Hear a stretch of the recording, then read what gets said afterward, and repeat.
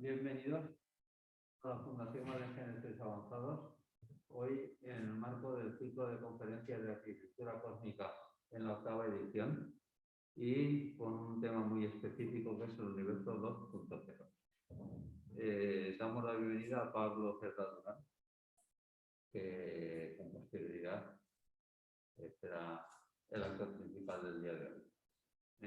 Bueno, es una satisfacción compartir con todos ustedes, con los que estáis aquí presentes y los que estáis conectados vía telemática, la 8ª edición de esta sesión de arquitectura cósmica, bajo la referencia, como antes he dicho, universo 2.0. Quiero agradecer por parte de la Fundación Valenciana de Estudios Avanzados a don Vicente Quilis, catedrático de Universitat del Departamento de Astronomía y Astrofísica del Observatorio de Astrofísica de la Universidad de Valencia, a José María Ibáñez Cabanel, catedrático de Universidad jubilado y compañero mío en el Consejo Asesor de la Fundación Valenciana de Estudios Avanzados, y a doña Elena Vendala, de la Fundación Valenciana de Estudios Avanzados, pero que no está aquí porque ha tenido una rotura de tibia y peroné y la pobre está en el lecho del dolor. Entonces, bien, os transmito el saludo de don Santiago Rusalía y de don Javier Quesada, que es el fundador y el presidente y el director general de la institución. Bien, estáis en la Fundación Valenciana Avanzados. ¿Qué es esto? Pues esto es un lugar de encuentro entre la ciencia, la tecnología y la empresa. Y además es un sitio es una fundación de carácter privado que se inició su andadura en 1978, cuando Santiago Rusalía vino de Estados Unidos y con un grupo de empresarios aquí crearon esta división. Bien, por ejemplo, yo recuerdo la primera vez que vine aquí que esto no era esta aula. El aula era mucho más pequeñito y estaba en otro lado. Aquí estaban las habitaciones. En aquella época en Valencia no había los hoteles que había ahora y eran conferenciantes residentes. Y los teníamos aquí con nosotros el tiempo que estaban mientras duraba la actividad que tenían que hacer con nosotros o con la Universidad de Valencia o con lo que sea. Bien, entonces, es el momento. Yo ya me callo. Gracias a todos. Gracias a todos por estar aquí acompañándonos. Gracias a todos por vuestra labor en pro de la ciencia y la difusión de la propia cultura de las instituciones. Y doy paso a José María. Muchas gracias, doctor Millán. Quiero subrayar que el doctor Millán y la doctora Elena son los que organizan todas las actividades de la Fundación y quiero agradecerla especialmente a los dos por su apoyo y entusiasmo. Y el ciclo este año está dedicado al universo, a la cosmología, aprovechando el centenario de la concesión del premio Nobel a Einstein. Y también el cierre de un debate sobre si las nebulosas eran de origen galáctico o extragaláctico. Bien, en las charlas que hemos tenido estos dos últimos jueves ha visto un poco la panorámica general actual de la cosmología y, bueno, y las técnicas de moda sobre el aprendizaje de máquina para el análisis de datos. Y hoy vamos a tener una charla dedicada a las ondas gravitatorias que, bueno, el doctor Pablo ya nos hablará con más detalle, pero desde el 2015 se ha abierto un campo nuevo en la astronomía, de ondas gravitatorias. Y creo que es muy apropiado que incluir en el ciclo de este año este capítulo. Sin más preámbulos, el doctor y profesor Vicente Quilis, que además es el que acuñó el nombre de arquitectura cósmica hace 10 años, presentará a nuestro conferenciante de hoy. Bueno, muchas gracias, José María.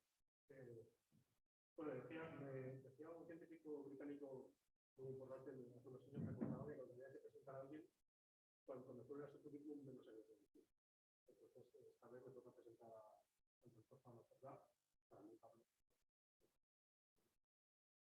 No me gusta el doctor. Bueno, Pablo se doctoró en la Universidad de Valencia en el año 2006 una tesis ya brillante, incorporáis incluso más para la astrofísica, donde estuvo como postdoc durante 5 años. Recordaban en el año 2012 como contractual, investigación, y en el año 2017 se incorporó a la participación de astrofísica con un producto del programa Ramón Cajal, y si sabemos, uno de los programas emblema de la ciencia española de alto nivel, y en este momento está terminando ese programa, hay que terminarlo, y esperamos que acabe y desde el punto de vista investigador, pues tiene una enorme trayectoria con muchísimas publicaciones de mucho impacto. Trabaja en un campo que es un campo fundamental y muy nuevo y que está viendo un montón de perspectivas, tanto en la astrofísica como en toda la física general, que es la nueva ventana de las ondas gravitatorias, y es uno de los receptores españoles más activos en la colaboración Virgo-Cagra, que es un telescopio de investigación. Y ya cuando Gracias.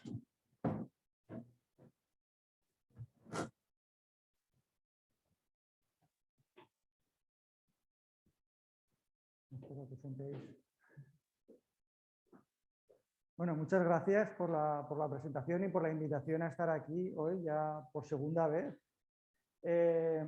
Hoy voy a hablaros del universo invisible o cómo podemos explorar este universo invisible con ondas gravitatorias. Con más detalles, qué podemos hacer en cosmología con ondas gravitatorias. Yo trabajo en muchas cosas, principalmente explosiones supernova, pero dentro de la colaboración LIGO-Virgo-Cagra se trabajan en muchas cosas que están relacionadas con la cosmología y con la exploración del universo a gran escala, no solo supernovas cercanas. Y eso es de lo que os voy a hablar hoy, ¿vale? De este tipo de estudios. Pero en primer lugar,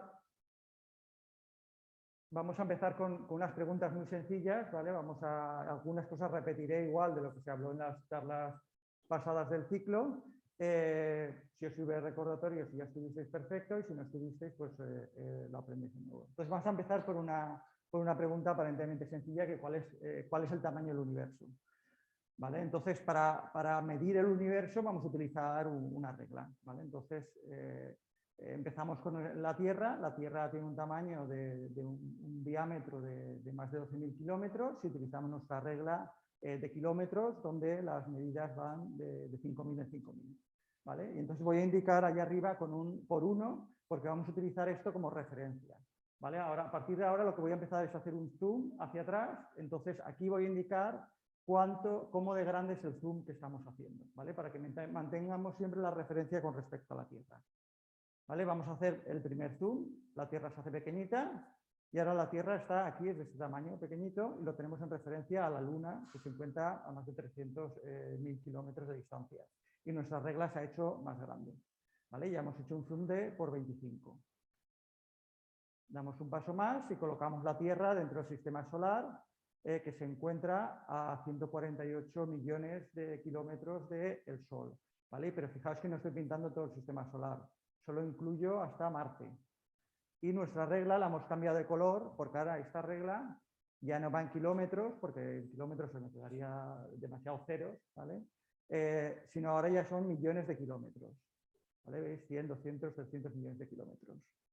Vamos a hacer un zoom más para ver el sistema solar entero. ¿Vale? Ahora la órbita de Marte, que antes ocupaba la pantalla entera, es así de pequeñita, y el sistema solar entero, pues ya veis que son, la órbita de Neptuno está en 4.500 millones de kilómetros.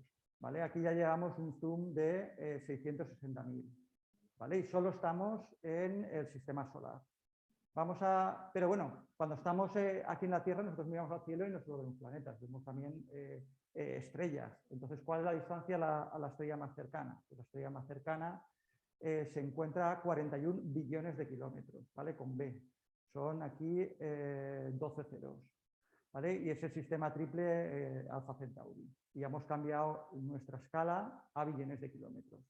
Aquí podría seguir añadiendo ceros a los kilómetros, pero es un poco absurdo porque acabaríamos llenando la pantalla de kilómetros, con lo cual lo que vamos a hacer es utilizar otras unidades que las que utilizamos normalmente, de hecho.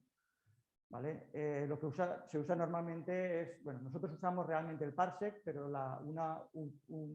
unidad que normalmente la gente suele entender muy bien es el año luz, que es la distancia que recorre la luz en un año, ¿vale? Y son aproximadamente 10 billones de kilómetros, con lo cual la distancia del Sol a la estrella más cercana pues serían 4,3 años luz, y en unidades de las que usamos los astrónomos astrofísicos serían 1,3 parsecs, ¿vale? Un parsec son 3,26 años luz, ¿vale? Son unidades similares. Entonces nosotros siempre utilizaremos parsecs, no usamos años luz prácticamente para nada. Pero voy a mantener años luz, yo creo que en prácticamente toda esta charla, para que tengáis una referencia un poco más visual. ¿Vale? Pero en torno a nuestro planeta no solo existe, en torno al Sol no solo hay una estrella, hay muchas estrellas. Entonces, si hacemos un zoom más, ¿vale? Bueno, vamos a poner la regla, perdonad, la regla de años luz, vamos a utilizar ahora, la morada. Si hacemos un zoom más, vemos nuestro entorno, ¿vale? Aquí a decenas de años luz vemos que hay un puñado de estrellas, algunas de ellas, pues mira, aquí está Sirio, Vega, son estrellas muy brillantes que las vemos por la noche, ¿vale? Pero hay muchísimas más estrellas, podríamos hacer zoom otra vez, y lo que vemos es que en realidad solo estamos viendo un entorno pequeñito de esta región de nuestra galaxia. Esto sería la galaxia entera, y aquí ya estamos utilizando la regla de miles de años luz. ¿Vale? El tamaño de la galaxia es del orden, de nuestra galaxia es del orden de 100.000 años luz, ¿vale? Y el centro galáctico se encontraría a 26.000 años luz. ¿Vale? Aquí ya hemos hecho un zoom, fijaos, son de 66 billones, tendríamos que hacer zoom para volver a tener en la pantalla la Tierra. ¿Vale? Parece que hemos hecho mucho, pero aún nos queda la mitad o más de la mitad.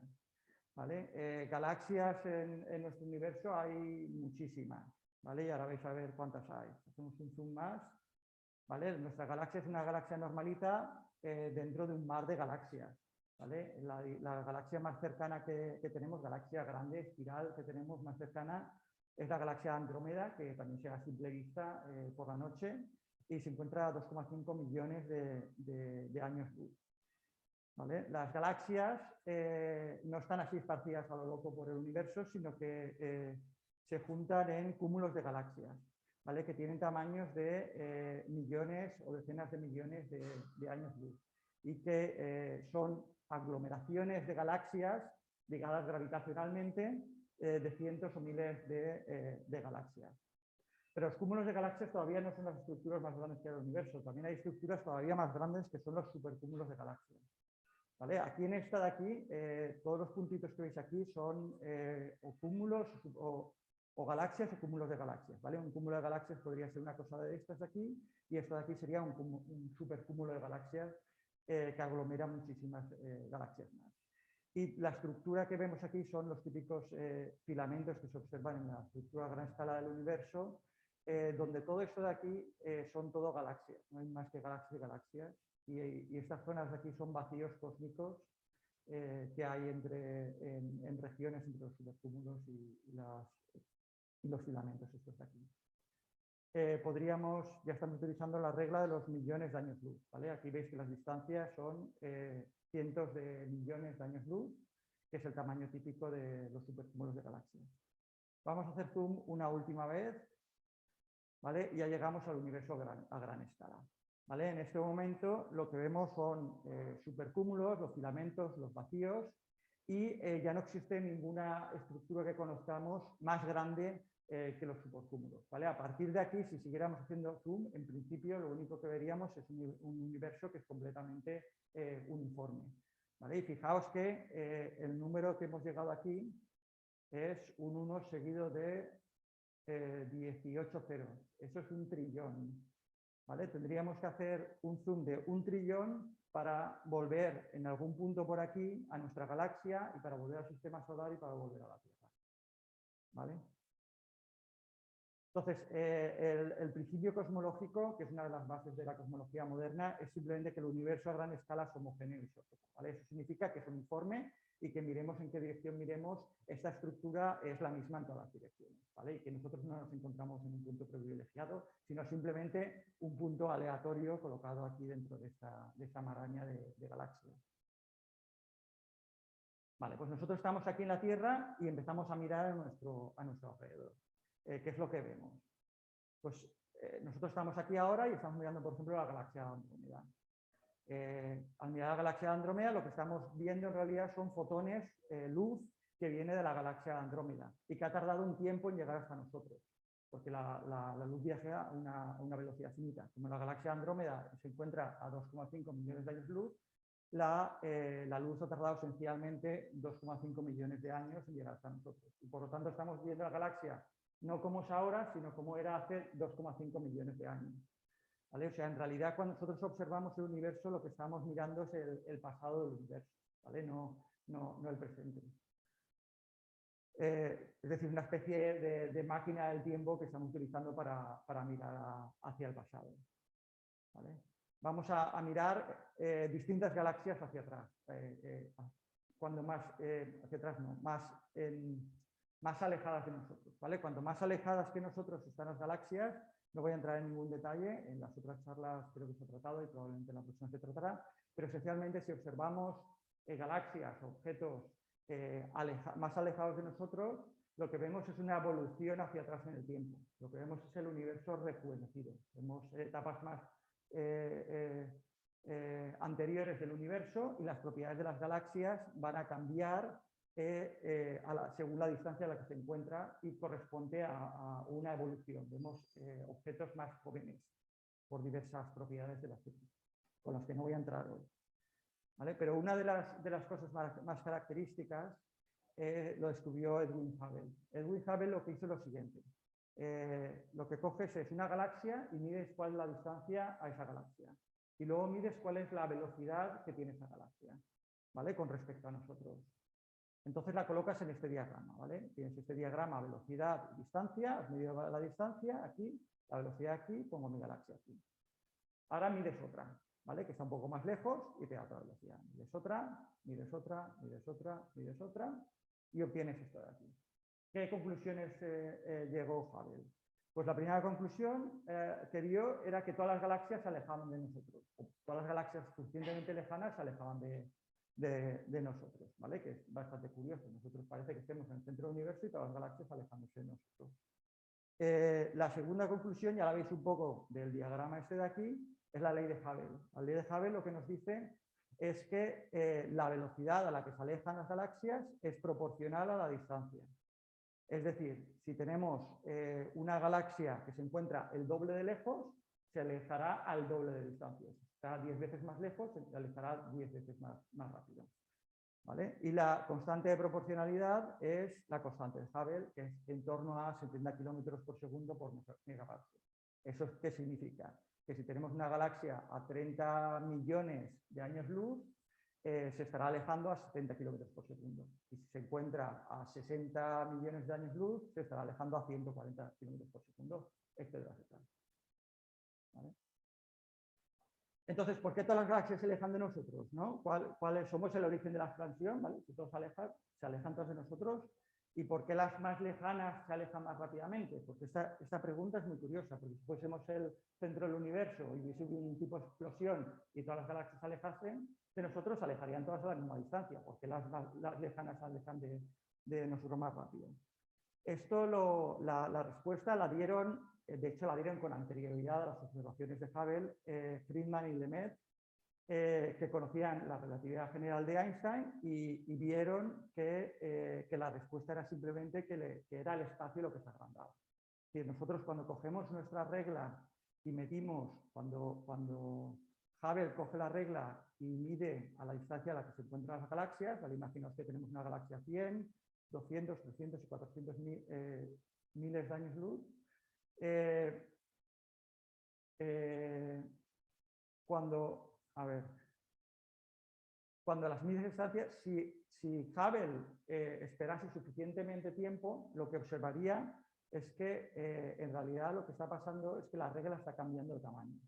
Y al cabo de cierto tiempo, esta galaxia que originariamente se encontraba a 200.000 años luz, ahora se encontraría a 100.000 años luz, ahora se encontraría a 200.000 años luz. La de 200 se encontraría a 400, etcétera, etcétera. Es decir, todas han duplicado su distancia y de hecho está aumentado en 100, están 200, están 300 y está 400. Es decir, la velocidad a la que Hubble está viendo que las galaxias se están alejando, aumenta con la distancia. ¿Vale? Y es precisamente lo que había observado él. Y no solo esto, sino cualquier otro observador que se encontrase una galaxia lejana, por ejemplo esta de aquí, y mirase a las galaxias de su entorno, vería exactamente lo mismo. Las galaxias, incluido Hubble en nuestra galaxia, se alejaría a una velocidad que vendría dada por la ley de Hubble. Es decir, nosotros no estamos en ningún punto particularmente especial del universo, sino es que el universo, la regla que mide el universo es la que se está expandiendo y por lo tanto, desde cualquier punto del universo vamos a ver que todas las galaxias se están expandiendo. ¿Vale? Primera conclusión, el universo se expande. Si el universo se expande, si echamos hacia atrás en el tiempo, se habrá contraído, o sea, viene de un universo mucho más pequeño y por lo tanto el universo tuvo un inicio. Con lo cual, la pregunta que teníamos al principio de... vale. Y este inicio es lo que se llama nuevamente el Big Bang. ¿Vale? Entonces, la pregunta que teníamos al inicio de cuál es el tamaño del universo, tal vez es mejor cambiarla por otra. ¿Vale? ¿Cuál es la edad del universo? ¿Vale? Que tiene mucho más sentido. Y esta es más fácil de medir porque si sabemos cómo de rápido se está expandiendo, podemos echar para atrás y calcular en qué momento tuvo su origen. Y eso son hace 13.800 millones de años. ¿Vale? Eso se puede medir y se puede dar un valor porque conocemos cómo se expande el universo. Vale, volvamos al universo a gran escala. ¿Vale? Nosotros nos encontramos aquí en el centro y vamos a trazar una circunferencia o una esfera. Y esa circunferencia se encuentra a una distancia tal que justo en el inicio del universo, la luz, algo emitió luz de aquí que salió hacia nosotros. ¿Vale? Y ha tardado exactamente los 13.800 millones de años en llegar hasta la Tierra. ¿Vale? Si hubiese algo fuera de esta esfera que emitiese luz, la luz tardaría tanto tiempo en llegar que no habría dado tiempo a llegar, ¿vale? En toda la edad del universo. ¿Vale? Con lo cual, en realidad, nosotros solo podemos ver lo que hay dentro de este círculo. ¿Vale? Nada de fuera de este círculo somos capaces de verlo porque no ha dado tiempo. Desde que inició el universo no ha dado tiempo a la luz de llegar hasta aquí. ¿Vale? Con lo cual, esto se separa el universo en dos partes. Una que es el universo observable, que es el universo que podemos medir, que podemos decir cosas, y el universo no observable, que queda fuera de esta circunferencia de aquí y del cual en principio no podemos decir nada y no sabemos muy bien cómo es. ¿Vale? El tamaño de esta esfera es de 93.000 millones de años luz. Fijaos que es más de los 3.800 años luz. ¿Por qué? Porque en el tiempo que la luz ha venido hasta aquí, como el universo se expande, la burbuja se ha hecho más grande. Con lo cual, este tamaño de aquí no son 13.800, sino es un número superior, ¿vale? Debido a que el universo se ha expandido mientras tanto. Vale. El modelo actual del universo, cómo se llega a estas conclusiones es bastante complejo y no voy a entrar, pero básicamente consiste en dos cosas, ¿vale? Una cosa son los fundamentos, que son las reglas básicas a partir de las reglas del juego, ¿vale? A partir de las cuales se deriva todo, que son el principio cosmológico, es decir, suponemos que el universo es homogéneo e isótropo, y lo segundo es la relatividad general, suponemos que la relatividad general es correcta, ¿vale? Pero eso no es suficiente, esto solo son las reglas del juego, también necesitamos los ingredientes, los que participan en este juego, digamos, ¿vale? Y los ingredientes vienen desglosados aquí. Y el 5% del universo está formado por materia ordinaria, y materia ordinaria me refiero a todo lo que conocemos.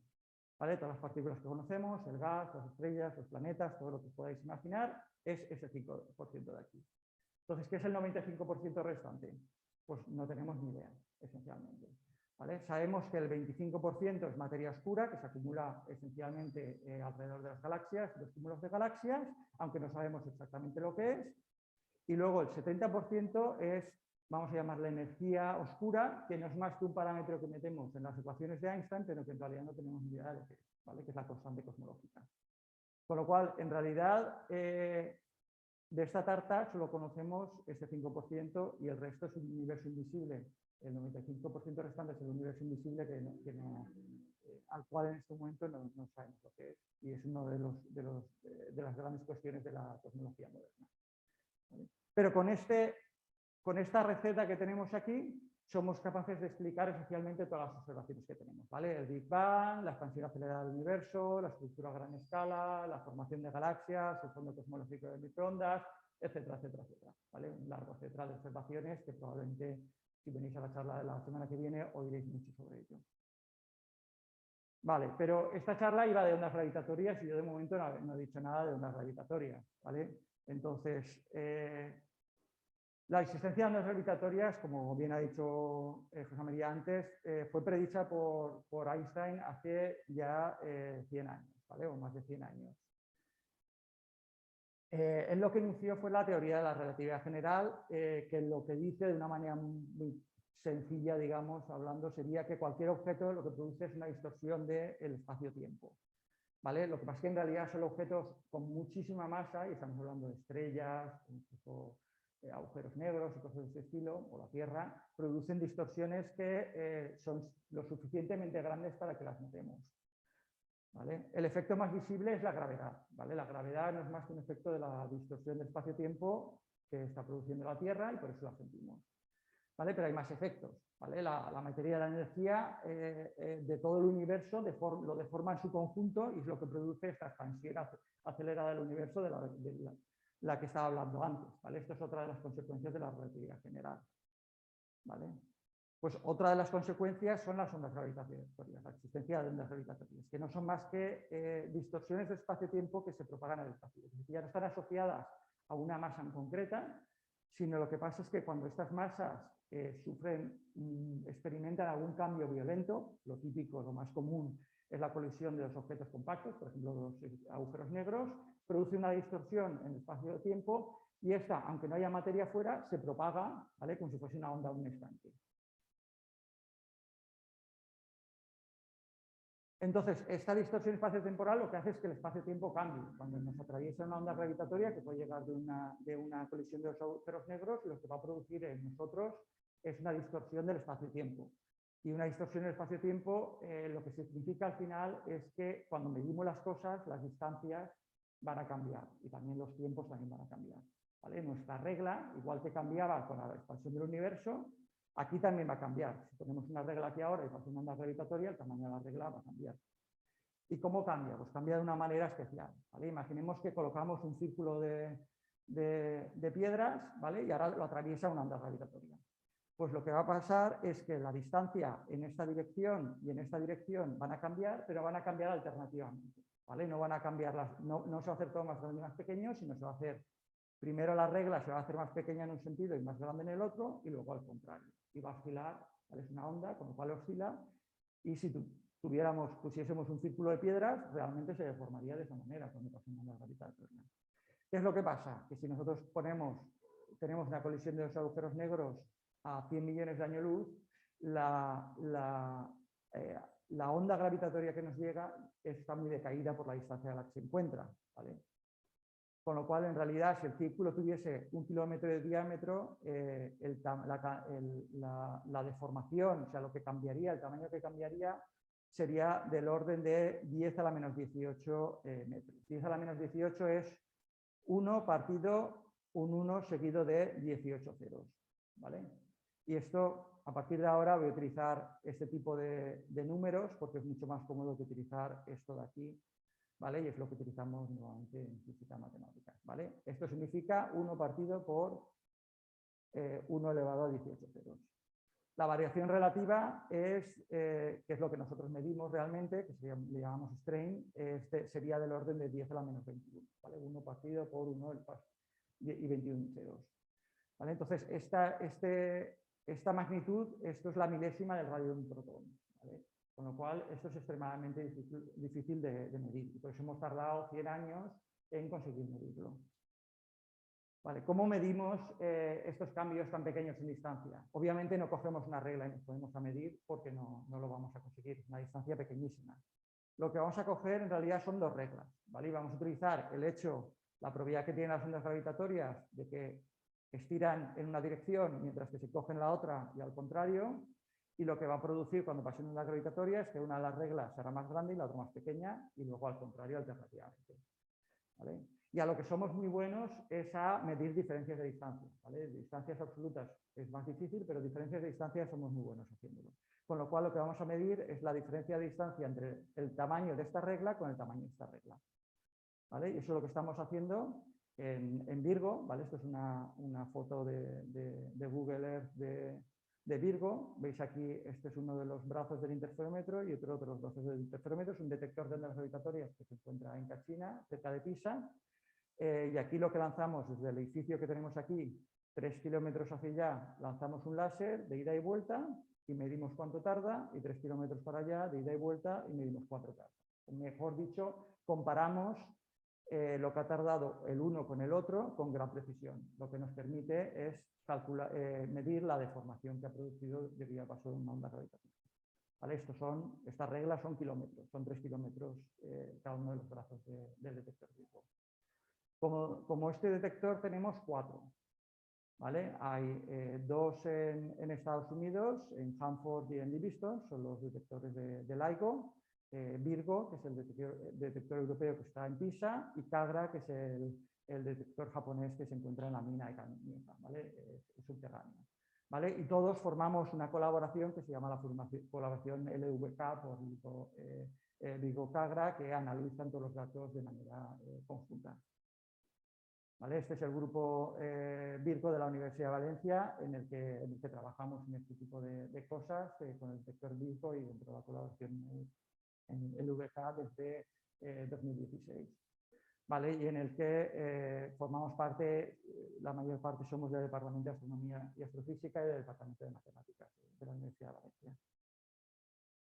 Vale, pues el 14 de septiembre de 2015, gracias a estos detectores, gracias al detector LIGO, se observó por primera vez la colisión de 2 agujeros negros, y esto tiene gran importancia porque es un descubrimiento múltiple. En primer lugar, se demuestra que las ondas gravitatorias existen, es decir, todo esto que os he contado, que era teórico, que había predicho Einstein, en realidad sí que existen, pero no solo eso, también comprobamos que los agujeros negros forman binarias y colisionan, que era una de las predicciones de la astrofísica, pero que no se había observado nunca, y de repente estamos viendo que sí que es verdad, ¿vale? Y por último, comprobamos que la señal, ¿vale?, que observamos es exactamente lo mismo que hemos calculado con nuestros superordenadores, para lo cual nos ha costado décadas llegar hasta el punto de ser capaces de describir exactamente cuál es la señal que va a producir. Y va y la medimos, y es exactamente la que habíamos predicho. Bueno, pues por todo esto, en 2017 a Rainier Weiss, Barry Barish y Kip Thorne le dieron el premio Nobel de física. Y desde entonces lo que estamos haciendo es midiendo este tipo de señales. Entonces, ¿qué podemos aprender en cada una de esas colisiones? Lo primero que podemos aprender es podemos medir la masa de sus componentes, es decir, son 2 agujeros negros, podemos decir las masas de cada uno de los 2 componentes. Podemos medir la distancia a la fuente, y vais a ver enseguida que esto es muy importante, a qué distancia se encuentra, porque cuando más lejos se encuentra la señal es más pequeñita, con lo cual midiendo la amplitud de la señal podemos ver cómo lejos está. También podemos medir su rotación, o podemos medir la deformación de marea de los objetos, lo cual nos puede decir, por ejemplo, si son estrellas de neutrones que se deformarían cuando se acercan, o son agujeros negros que no se deforman cuando van justo antes de chocarse, ¿vale? Eso deja una pequeña señal, una pequeña modificación en la señal que se puede medir. ¿Vale? Y desde entonces, desde 2015, hemos detectado casi 100 colisiones de agujeros negros y unas cuantas detecciones que incluyen estrellas de neutrones. ¿Vale? Aquí en este diagrama lo que veríais son todas las detecciones que tenemos, y en esta escala de aquí es la masa de los agujeros negros que hemos encontrado, que se encuentra más o menos entre 100 y 200. Está en masas solares. Masas solares una masa solar es la masa del Sol, ¿vale? Es decir, 20 masas solares es que tiene 20 veces la masa del Sol, es 20 veces más grande que el Sol. Vale, ¿por qué estamos observando en este rango? Estamos observando en este rango porque nuestros detectores de la colaboración miden en un rango particular de frecuencias, entre 10 y 2 kHz más o menos, ¿vale? Entre 10 hercios y 2000 hercios.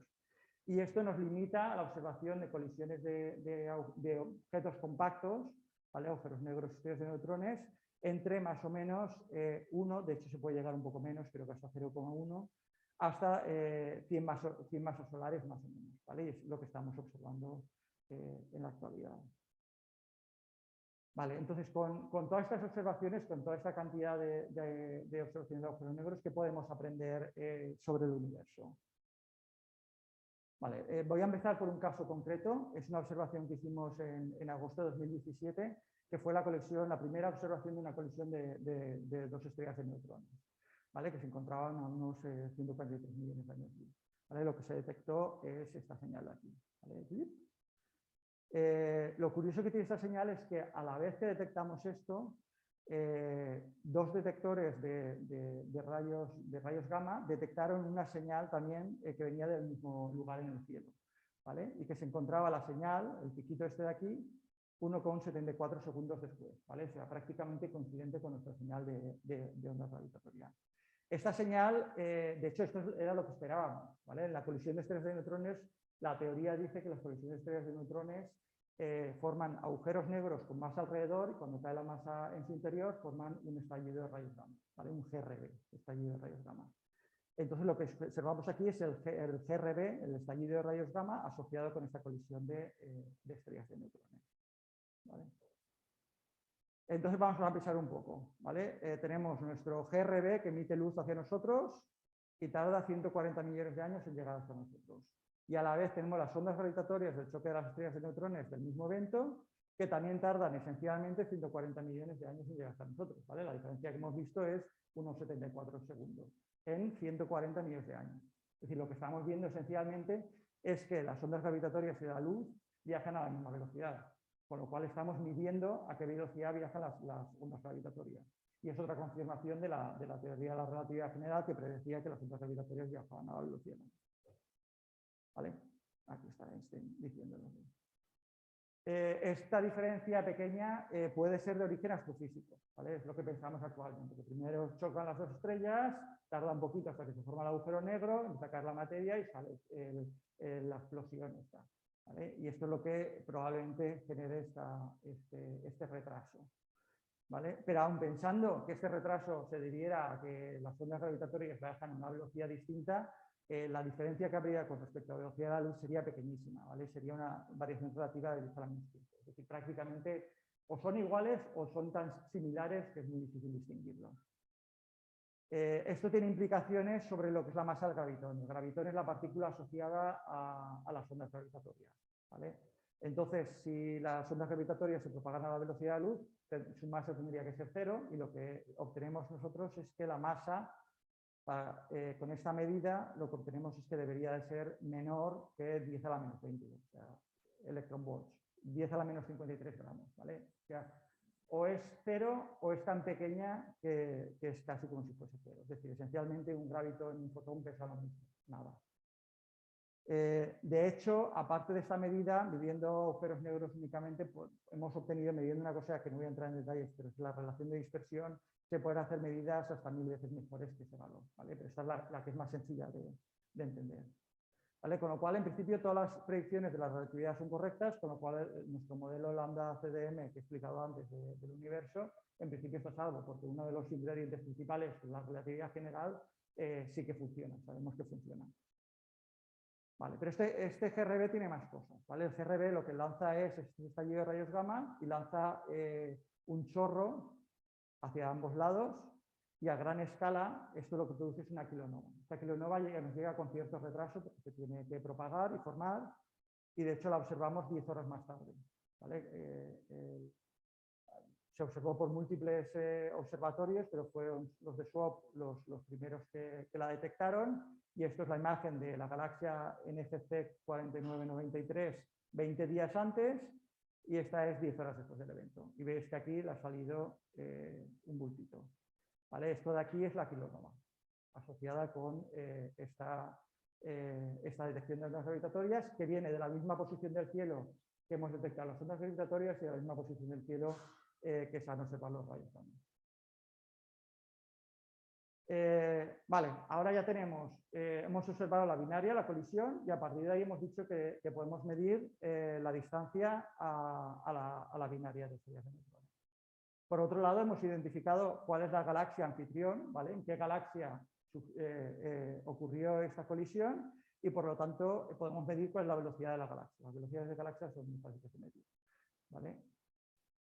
Con lo cual, en este diagrama velocidad-distancia podemos poner un punto, nuestra galaxia la podemos poner aquí. Con lo cual, básicamente podemos hacer lo mismo que hizo Hubble, pero ahora con esta medición de ondas gravitatorias y podemos hacer nuestra propia medición de la ley de Hubble, ¿vale? Y calcularnos la ley de Hubble de una manera completamente independiente que no tiene nada que ver con lo que hizo Hubble. Bueno, sí que tiene que ver porque la filosofía es la misma, pero es completamente independiente de Hubble. Vale. Entonces, esta es la medición que hemos hecho, ¿vale? Aquí fijaros, esto es el valor, ¿vale? Entre 50 y 140 y con nuestra medición de una sola galaxia nos da un rango de valores posibles, ¿vale? Todas las medidas en física siempre tienen un error, ¿vale? Entonces nuestro rango de valores posibles es este de aquí, ¿vale? Más o menos entre 60 y 110. Y estas dos bandas de aquí son las otras dos mediciones que se hacen en la actualidad. Pues de otras maneras, esto de aquí sería utilizando esencialmente el método de Hubble, pero utilizando supernovas tipo 1A. Y esto de aquí es más complicado de explicar, pero es utilizando datos del fondo cosmológico de microondas, ¿vale? Y veis que los datos de uno y del otro, pues parece que no son compatibles del todo y aún no está muy claro cuál es la causa de esa incompatibilidad, porque no tienen exactamente el mismo valor. De momento, la medición que hemos hecho no ayuda a resolver esta diferencia, es decir, es compatible, digamos, con ambas. Pero en el futuro lo que esperamos que podamos hacer medidas más precisas cuando observemos más binarias de estrellas de neutrones que nos permitan igual pues apoyar un valor u otro de la constante de Hubble. Intentar determinar de una manera completamente independiente el valor de la constante de Hubble. Pero también se puede medir la constante de Hubble incluso con mejor precisión de otra manera, ¿vale? En este momento se está diseñando, bueno, de hecho creo que ya se está casi construyendo el satélite, las redes de satélites LISA, ¿vale? Es un interferómetro espacial, es un detector de ondas gravitatorias espacial que está formado por 3 satélites que estarán separados a 5 millones de kilómetros, ¿vale? Entonces ahora nuestra regla que estamos midiendo ya no son 3 kilómetros como en Virgo, sino ahora son 5 millones de kilómetros. Es un proyecto NASA-ESA que se prevé que se lance a partir de 2034. Y observará un rango de frecuencias distintos a los de Virgo, ¿vale? Observará del rango de milihercios hasta el hercio, ¿vale? Esto significa que no va a observar los mismos binarios de agujeros negros que está observando LIGO y Virgo, sino que observará, de hecho, observará agujeros negros supermasivos, que tienen del orden de 10.000 a 10 millones de masas solares. Estos agujeros negros supermasivos son los que se encuentran en el centro de todas las galaxias, ¿vale? Cada galaxia, incluida la nuestra, tiene en el centro un agujero negro supermasivo. Y esta, por ejemplo, es la imagen que se hizo muy famosa hace muy poco, de la primera imagen de un agujero negro estos supermasivos en el centro de la galaxia M87, ¿vale? La famosa imagen del agujero negro. ¿Cómo medimos? O sea, ¿por qué esos agujeros negros supermasivos están emitiendo ondas gravitatorias? Pues hay 2 causas principales. Una es la caída de objetos, es decir, tenemos un agujero negro supermasivo en el centro de la galaxia y alrededor tenemos estrellas y polvo y agujeros negros y estrellas de neutrones. Y de vez en cuando alguna cae en el interior. Entonces eso lo que hace es golpear esencialmente el espacio-tiempo del agujero negro supermasivo que emite una señal que podríamos detectar con LISA. Otra opción, pues algunas galaxias poseen no un agujero negro, sino 2. Y esto es porque son resultado de la colisión de galaxias. Cuando 2 galaxias colisionan, los agujeros negros de cada una de las 2 galaxias se juntan en su centro y empiezan a girar uno en torno al otro. Entonces, estas binarias de agujeros negros también serían observables con LISA. Entonces, todo esto nos va a poder medir distancias, además distancias mucho más grandes a las que puede llegar en este momento los detectores actuales, del orden de miles de millones de años luz. Y nos va a permitir, primero, medir la constante de Hubble con gran precisión, pero no solo eso, sino además nos va a permitir hacer una cartografía del universo a gran escala, porque todas estas galaxias que os he pintado antes, ahora podemos empezar a ver los agujeros negros de todas las galaxias y localizarlos en el cielo. Y también podremos ver cómo evolucionan las galaxias mirando cómo evolucionan los agujeros negros del centro de las galaxias. Vale, pero vamos a volver otra vez al diagrama a la composición del universo, del cual el 95% no sabíamos lo que era. ¿Podemos hacer algo para intentar descubrir qué es el resto de la materia con nuestros detectores? Pues para el caso de la materia oscura, tal vez. ¿Vale? De hecho, ya hay alguna cosa que estamos intentando hacer. ¿Vale? Vamos a volver al diagrama de los agujeros negros, donde acordaos que los rangos van entre 1 y 100, 200 masas solares. ¿Vale? Cuando nos vamos a la teoría, la astrofísica, que además está basada en todas las observaciones que hacemos por medios electromagnéticos, ¿vale? Con telescopios, todo lo que sabíamos hasta ahora es los agujeros negros, las masas esperables son entre 30 y 65 masas solares y las estrellas de neutrones esperamos entre 1,2 y 2 masas solares. ¿Vale? Eso es lo esperable, de acuerdo a la teoría, que básicamente predice todo lo que observamos con nuestros telescopios. Pero ahora metemos las ondas gravitatorias y ¿qué nos ocurre? Que estamos empezando a ver cosas que se salen de esos rangos esperables. Vale, en particular, hay dos eventos un poco curiosos. Este de aquí, ¿vale? Estos son los nombres que les damos a los eventos, son la fecha del evento. Este sería un evento del 25 de abril de 2019. ¿Vale? Los americanos lo ponen al revés la fecha. Entonces, aquí observamos la colisión de dos objetos, uno de los cuales tenía 1,1 masas solares, que probablemente es una estrella de neutrones, pero el otro tiene 2,52. ¿Vale? ¿Esto de aquí qué es? ¿Es una estrella de neutrones? ¿Un agujero negro? Pues no lo sabemos exactamente. ¿Vale? O bien estamos equivocados sobre lo grandes que pueden ser las estrellas de neutrones, o estamos equivocados sobre lo pequeñas que pueden ser los agujeros negros, una de dos. ¿Vale? Pero hay otro caso aún peor, ¿vale? Que es este de aquí, que observamos un agujero negro de 66 colisionando con otro de 85. ¿Vale? El de 66 está en el límite superior de lo que podríamos esperar, llevando al límite todas las teorías que tenemos. ¿Vale? El de 85 no entra en ninguna teoría actual. ¿Vale? Entonces, ¿qué son todas estas cosas? Entonces, una de las posibilidades es que todos estos, que existan agujeros negros que estén fuera del rango esperado. El rango esperado viene dado por los agujeros negros que se forman en estrellas. ¿Vale? Entonces, estaríamos viendo tal vez agujeros negros que no se han formado en estrellas, que se han formado de otra manera. Y podrían ser tal vez una idea que hay por ahí desde hace tiempo, que son los agujeros negros primordiales, ¿vale? Que fueron generados durante el Big Bang. Estos agujeros negros primordiales se habrían formado antes de las primeras estrellas, es decir, hace muchísimo tiempo, en los primeros instantes del universo, y se formarían por el colapso de materia oscura. Eso que no sabemos lo que es, pues también puede colapsar y habría formado agujeros negros en su inicio. Pueden tener masas, pues hay teorías para todo. Podrían ser muchísimo más grandes que los observados ahora o podrían ser muchísimo más pequeños. Podrían ser microscópicos los agujeros negros primordiales. ¿Vale? No tenemos ni idea. Pero podría ser una contribución significativa a la materia oscura. ¿Vale? Entonces, por ello, una de las cosas que hemos hecho es buscar colisiones de agujeros negros de masas subsolares, que es un rango en el que sabemos seguro que no pueden ser origen estelar, ni son estrellas de neutrones. Si encontramos una colisión de estas, tienen que ser agujeros negros primordiales. ¿Vale? De momento no hemos encontrado ninguno. ¿Vale? Pero el hecho de no encontrar algo no es malas noticias en física. Cuando no encuentras algo en física, significa que estás descartando algo. Estás descartando una teoría o estás poniendo cotas en una teoría. En este caso, lo que nos permite decir es que sí existen agujeros negros primordiales en el rango que hemos buscado, es decir, entre 0,1 y una masa solar, solo pueden representar menos del 6% de la materia oscura. Es decir, no podrían formar parte de toda la materia oscura. Todavía podría ser más grandes o más pequeños, ¿vale? Eso no se descarta. ¿Podremos verlos en el futuro? Pues tal vez. En el futuro tenemos pensado construir detectores de tercera generación. Hay planes para construir el detector europeo, el Einstein Telescope, que tendrá 30 kilómetros y forma triangular y será subterráneo. Y en Estados Unidos, otro con forma de L, el Cosmic Explorer, que tendrá 40 kilómetros de largo.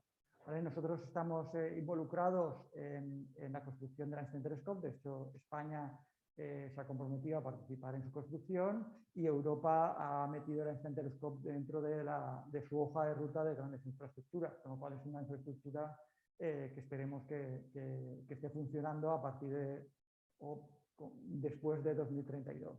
¿Vale? Su sede todavía está por decidir, pero bueno, eso ya se verá, probablemente el año que viene se decidirá dónde se hace. ¿Qué vamos a observar con esto? Vamos a volver a la imagen del universo a gran escala, nuestra circunferencia, con el universo no observable fuera y dentro del universo observable. Entonces, si nosotros pintamos dónde esperaríamos ver agujeros negros y estrellas de colisiones de agujeros negros y estrellas de neutrones, ¿vale? En esta mitad aquí, los blanquitos, son donde esperaríamos ver colisiones de agujeros negros y aquí colisiones de estrellas de neutrones. Lo que vemos es que si nos vamos suficientemente lejos, lo cual significa que estamos observando suficientemente atrás en el tiempo, estamos antes de la formación de las primeras estrellas y por lo tanto no hay ni agujeros negros ni estrellas de neutrones. Con lo cual aquí no vamos a observar ningún agujero negro ni ninguna estrella de neutrones. Pues no deberíamos de observar ninguna. ¿Qué es lo que estamos observando hasta ahora? Esta línea azul de aquí nos indica el radio al que podemos observar, dentro del cual podemos observar agujeros negros en la actualidad, ¿vale? Aquí estarían los 100 que hemos observado hasta ahora, las 100 colisiones de agujeros negros que hemos observado hasta ahora. Y si son estrellas de neutrones, es más pequeño todavía el radio, el círculo es este de aquí, y observaríamos aquí un par de objetos. Pues bien, con el Einstein Telescope y con Cosmic Explorer, este radio de aquí lo vamos a extender hasta aquí fuera. ¿Vale? Este sería el Einstein Telescope. Con el Einstein Telescope vamos a observar todas las colisiones de agujeros negros de los estelares del universo observable. Y con Cosmic Explorer llegaremos a ver todas las colisiones de estrellas de neutrones del universo observable, ¿vale? Absolutamente todas. De hecho, el número de colisiones será tan grande que cuando el Einstein Telescope esté en marcha, vamos a estar observando una colisión por minuto, ¿vale? Eso es del orden de 100.000 colisiones al año. ¿Vale? ¿Qué pasa cuando empezamos a tener muchas colisiones? ¿Vale? No va a ser el caso que he explicado antes, pero imaginaos que hay algo que produce ondas gravitatorias, pero que hay muchas de ellas. ¿Vale? Mientras sea una, nosotros somos capaces de ver una señal. Pero ¿qué pasa cuando estamos rodeados de fuentes de ondas gravitatorias que están emitiendo todas a la vez en todas las direcciones y constantemente? ¿Vale? Aquí lo que va a suceder es que en vez de una señal, lo que vamos a ver es una especie de ruido que va a ser la combinación de la señal de todas estas fuentes que pueden estar por todas partes. Entonces, si queremos buscar, por ejemplo, materia oscura, la materia oscura se espera que nos esté rodeando completamente por todas las direcciones. Entonces, si está emitiendo ondas gravitatorias, lo que esperamos ver es la contribución de todas a la vez llegándonos desde todos los lados del universo. Y por lo tanto, no es una señal concreta la que vamos a ver, sino lo que vamos a ver es un ruido. ¿Vale? Este ruido es lo que se llama el fondo cosmológico de ondas gravitatorias. ¿Vale? Contribución al fondo cosmológico de ondas gravitatorias puede haber muchísimas cosas. ¿Vale? Como os he dicho, puede haber candidatos a materia oscura, como los agujeros negros primordiales, pero cosas más exóticas como acciones o como fotones oscuros, o también pueden haber otro tipo de objetos que se produjeron en los primeros segundos del universo, como cuerdas cósmicas, transiciones de fase, ondas gravitatorias producidas al final de la inflación, o a distancias intergalácticas, agujeros negros supermasivos. Imaginaos de la araña cósmica, si todos los agujeros negros en todas las galaxias están emitiendo a la vez, eso va a formar un ruido de fondo. ¿Vale? O a esas mismas distancias también supernovas también podrían dar un fondo. Y a distancias galácticas también hay muchas estrellas en nuestra galaxia que también podrían dar lugar a contribución a este fondo. ¿Vale? Con LIGO, Virgo y Cagra ya estamos poniendo algunas cotas no hemos detectado nada, lo cual significa que ya estamos descartando o poniendo cotas a muchas de estos candidatos, ¿vale? Al menos en este rango, lo cual está restringiendo, por ejemplo, en el binario de agujeros negros primordiales ya hemos restringido que en cierto rango de masas no podría ser materia oscura. Pero del mismo modo, para todo este tipo de cosas se pueden poner restricciones, ¿vale? No voy a entrar en detalles, pero lo que se pone son cotas, se le ponen límites a las distintas teorías que hay en el momento y en algún momento del futuro algunas se podrían descartar o podríamos detectar algo y confirmar alguna de ellas. Con LISA también, cuando esté en marcha, también se podrá mirar muchas de estas cosas en un rango distinto de frecuencias, con lo cual nos va a cubrir una banda más ancha de frecuencias y vamos a poder decir más cosas sobre ese fondo cosmológico. Pero todo no acaba aquí, ¿vale? También hay un observatorio más que se llama PTA, que le explicará lo que es, que trabaja en frecuencias más pequeñas todavía. Estamos hablando de nanohercios, que también va a explorar, entre otras cosas, fondos cosmológicos de ondas gravitatorias. Y lo mejor es que podría haber detectado ya en estos momentos el fondo cosmológico de ondas gravitatorias. ¿Vale? ¿Qué es PTA? PTA son las siglas de Pulsar Timing Array, que es difícil traducirlo, pero sería algo así como una formación de pulsars cronometrados. ¿Esto qué es? ¿Vale? Tenemos la Tierra aquí, tenemos una serie de pulsars a ciertas distancias dentro de nuestra galaxia, ¿vale? Repartidos por nuestra galaxia. Los pulsars son estrellas de neutrones en rotación, ¿vale? Y se encuentran a distancias típicas de decenas de miles de años luz de nosotros.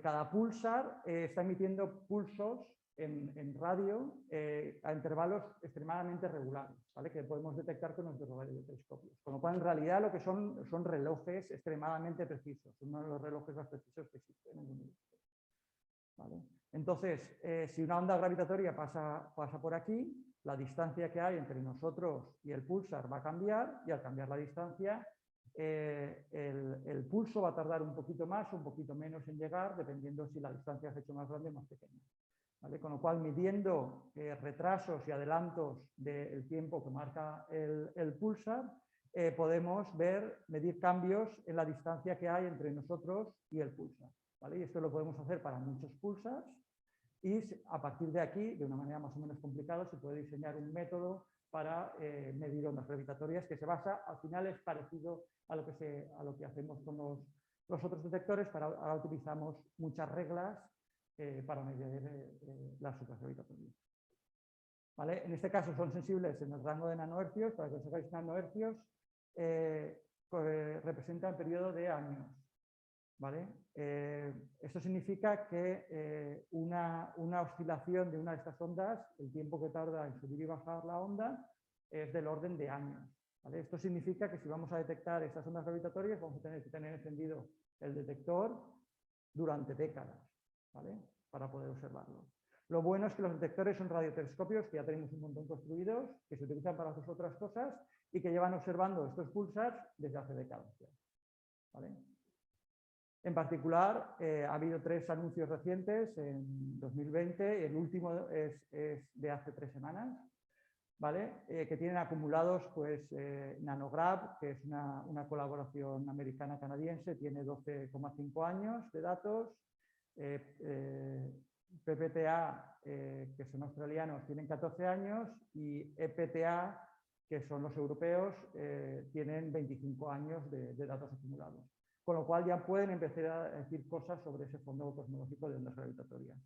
Y lo que han detectado es, bueno, lo que se ve aquí en la gráfica más o menos, esto es la detección en la frecuencia, no os dirá mucho, pero bueno, lo que se ha detectado es una fuente de ruido que es compatible con un fondo cosmológico de ondas gravitatorias, que produce unas distorsiones que son del orden de 10 a la menos 15, ¿vale? Esto es la variación relativa de la distancia de nuestro círculo de piedras, ¿vale? O si queréis, de las reglas que estamos utilizando. Lo que no se ha confirmado todavía es que es una onda gravitatoria, ¿vale? La onda gravitatoria deja un patrón muy característico, que ya os he explicado antes, que se distorsiona cuando en una dirección se hace más grande, en la otra se tiene que hacer más pequeña.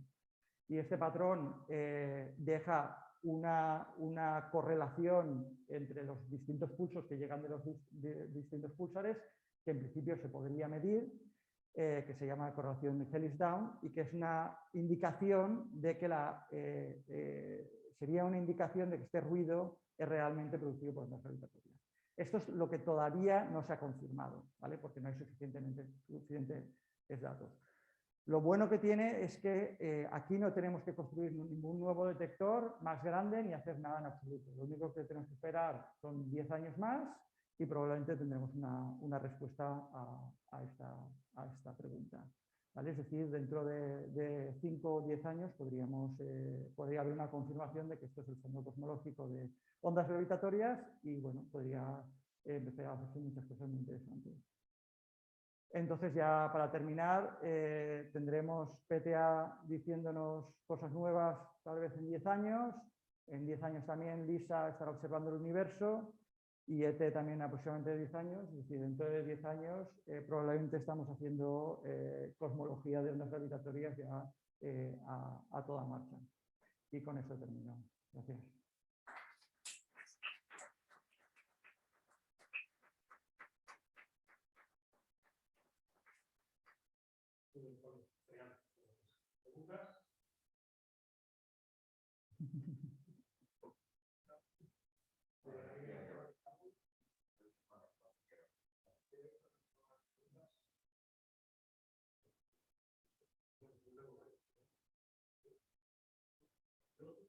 Sí. Los detectores como el LIGO y todo lo que estás explicando, ¿pueden detectar las gravitacionales procedan de la dirección que proceden? ¿O solo pueden detectar Sí. A ver, el detector tiene forma de L. Entonces, el detector es más sensible en la dirección perpendicular a la L. ¿Vale? De hecho, tiene ángulos que están muertos. Entonces, lo que se hace es construir una red de detectores. En este caso tenemos 4 que están situados en distintos lugares de la Tierra. Y eso es lo que, al tener, como están separados bastante de la Tierra, tienen distintos ángulos de visión. Entonces, la combinación de la señal de todas ellas nos permite tener una visión más o menos homogénea del cielo, aunque no completamente todavía. Es decir, todavía quedan algunos ángulos, algunos ángulos muertos. Pero en principio la red de detectores es clave para cubrir la mayor parte del cielo y medir en qué dirección viene la señal de ondas gravitatorias.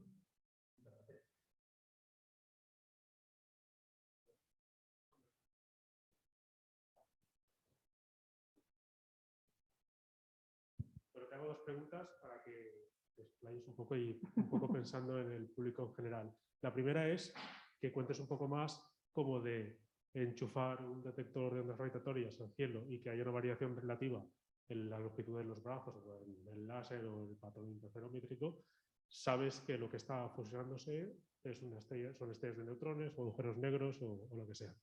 Y la segunda, para el público en general, todo el mundo ha leído por ahí que de los agujeros negros no escapa nada. ¿Cómo es que salen unas cosas en ondas gravitatorias? ¿Cómo se escapan ondas gravitatorias? Vale. Vale, vamos a empezar la primera. A ver, tenía por aquí la señal esta. A ver, las señales tienen esta forma de aquí. Esta es la señal observada, con lo cual tiene ruido. Pero esencialmente lo que tienes es una oscilación que va aumentando su frecuencia, es decir, cada vez los ciclos son más cortos y va aumentando su amplitud a la vez.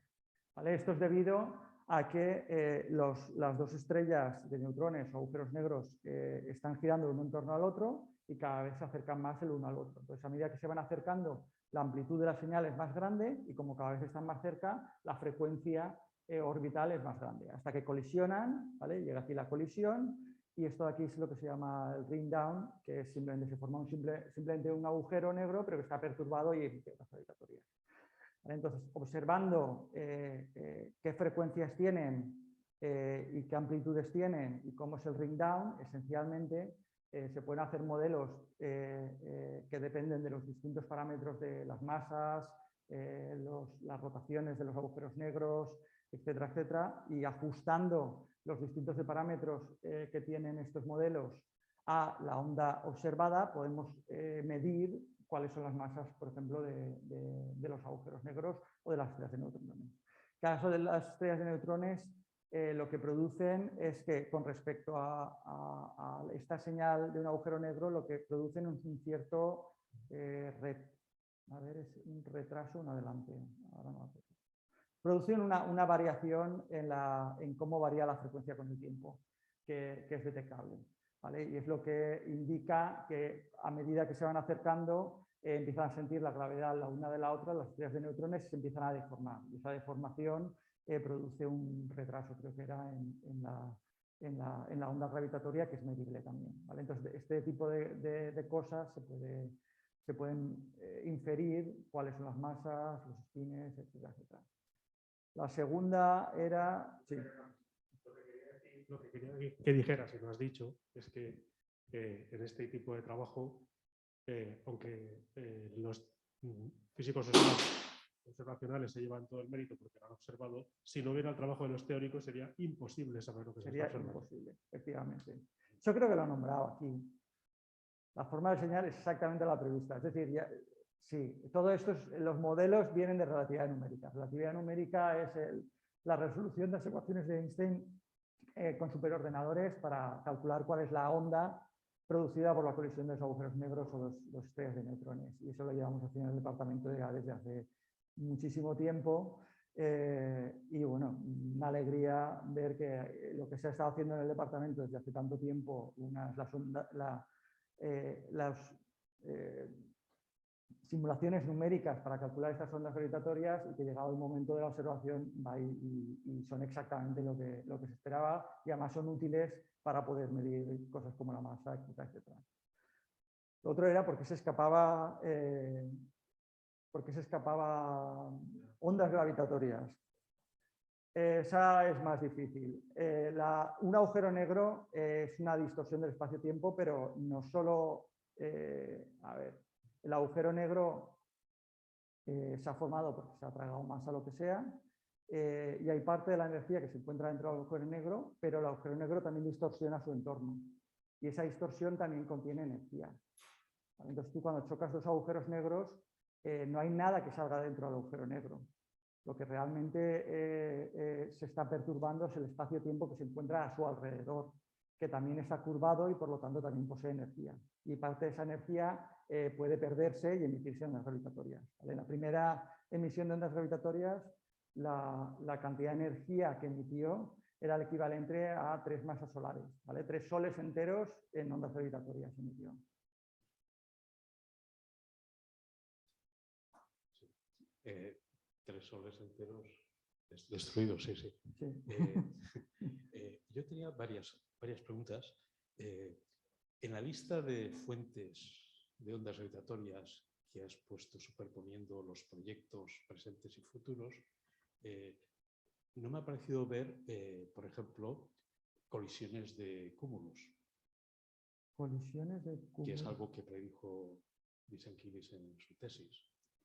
Hoy, Vicente. Por Bueno, ejemplo, a ver, yo en esa pretendía centrarme en candidatos a fondo cosmológico. No recuerdo si eso... Bueno, ya, pero también poner las estrellas de neutros binarias. Sí, porque son fuentes esperables pueden dar, si hay la contribución de todas las estrellas de neutrones de explotación, podría dar lugar a un fondo o sea que no está cosmológico. Estaba centrando en fondo cosmológico, pues no fuentes en general. Hay que acordarse cuando se presente una lista. Vale. Y la otra pregunta es en relación con... Has pasado, cuando has presentado la graveyard, el cementerio, de los fósiles, ¿no? Has hecho unos comentarios sobre los agujeros negros superiores a 60 masas solares, ¿no? Y has saltado, exacto, todos los que quedan fuera de la zona sombreada, como diciendo, bueno, pues estos no se esperaba esto, y has pasado a que si habría agujeros negros de origen primordial. Es una posibilidad. Vale. El comentario, aunque sea un poquito técnico, pero como en astrofísica se enseña que hay 3 generaciones de poblaciones estelares según el origen de la formación. O sea, nuestro Sol es una generación tardía, se formó a partir de otras estrellas, y así sucesivamente, si vamos hacia atrás, están las estrellas de población 3, cuya evolución podría dar lugar a ese tipo de agujeros negros, esas masas o superiores. ¿Tienes sí, un lo comentario? que pasa es que están demasiado cerca para ser de población 3. Son relativamente cercanos, con lo cual no pueden ser formados no podrían ser agujeros negros de población 3. Están demasiado cercanos. Cuando digo, a ver, aquí es lo esperable, el rango esperable para las distancias a las que estamos observando. Y a esta distancia no se esperaría. O sea, hasta ahora lo canónico era entre 3 y 40. ¿Vale? 65 masas solares es después de que se observara esto, pues enseguida todo el mundo salió con su modelo. Pues yo tengo un modelo que llega hasta 65. ¿Vale? Pero más de 65, bueno, igual surgirá algo, pero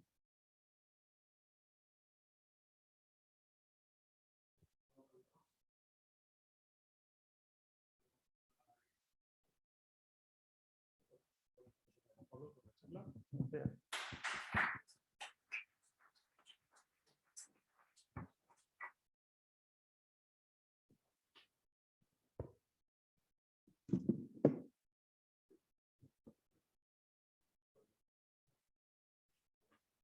Uy,